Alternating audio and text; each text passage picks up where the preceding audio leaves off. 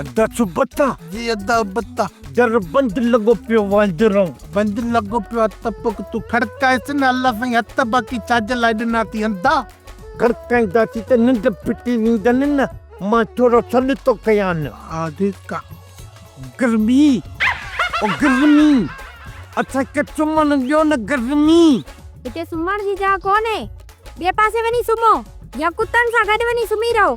बेली ईअं न कयो ॾिसो अदा बुतो ऐं मां हिकिड़ी खट ते सुम्हंदासीं तव्हां ॿई वरी पोइ ॿी खट ते सुम्हिजो अल्लाह खे मञियो दर खोलियो असांखे निंड थी अचे। लाचार कोन्हे को तव्हां त असांखे तलाकू पिया ॾियो न।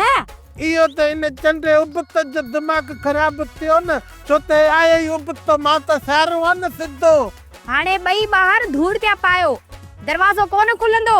मां चवां थो दरवाज़ो खोल न त मां सफ़ा भित टपी अंदरां फाको कंदो जाए। हा त पोइ टिपो भित असां चोर चोर कंदासीं पाड़े वारा तव्हांखे पाणी बंदूकूं हणंदा।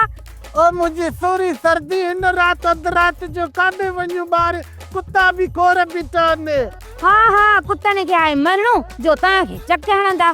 ठीकु आहे भली दर न खोलियो असां बि सॼी राति गुज़ारे वेंदासीं बाक़ी सुबुह जो हेठि हे मुंहिंजी ॾाजी आहे हीअ अॾे जी बि ॾाढी आहे असां ॿई माण्हू पंज वठी दर ते बि तलाक ॾेई चवंदासीं निकिरो असांजे घर मां दुबलियूं निकिरो। हा हा जिंदा रहंदो त शौक़ पूरो कंदो न अदा नूर लाइ बुरल खे असां ॿुधाए छॾियो आहे सुबुह थियण खां पहिरियों ई तव्हांजा कन कीटा कंदा। ईअं न कयो बेली पंहिंजे पंहिंजे मुड़ुसनि जो क़दुरु कयो बेक़दरियूं न त पोइ तव्हां चरियूं थी वेंदो ईअं मथो पिटींदो हाय घोड़ा असांजा मुड़ुस काॾे विया। मुड़ुस जो क़दुरु कयो अहिड़नि मुड़ुसनि खां असां ईअं भला आहियूं सॼी राति ॿाहिरि वेठा हुजो असां दरवाज़ो कोन खोलींदासीं। ठीकु आहे असां बि राति गुज़ारे वेंदासीं बाक़ी सुभाणे को ॾींहुं तव्हांजे लाइ बि ॾुखियो अथव ॿुधाए छॾियांव। अच्छा सही थो चवां न सुभाणे खे सुभाणे ते छॾे ॾियो हिन महिल जो सोचियो त राति किथे गुज़ारींदो। हलो हाणे टरो असांखे आराम करण ॾियो। अदा बत्ता जी अद सुबत हे त सफ़ा विद ॿधी वेठियूं न लॻे त दरवाज़ो न खोली ॾियूं। अदा सुबत ॿुधई न ख़बरूं हिननि जूं हल त कंहिं बर्फ़ वारे संदुल जे मथां ॿई ॿाहिरि सुम्ही था पऊं। अदा हिकिड़ी ॻाल्हि मुंहिंजे दिमाग़ में VIP आई थी ईअं छो न कयूं अधी वारनि जे घर हली सुम्ही पऊं। न भाउ ते नूर लई भूरियल छित लॻा पिया आहिनि असांखे अचण कोन ॾींदा।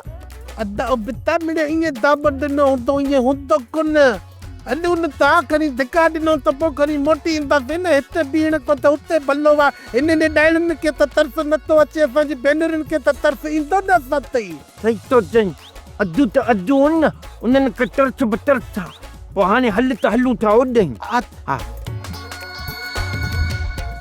सोप सीरियल जहिड़ियूं ज़ालूं तहिड़ा मुड़ुस तमाम एपिसोड्स ॾिसो HD क्वालिटीअ में विज़िट करियो असांजो YouTube channel Sindh TV HD drama. Subscribe कयो असांजो official YouTube channel Sindh TV HD drama ऐं वधीक अपडेट लाइ बेल आइकन खे क्लिक करियो।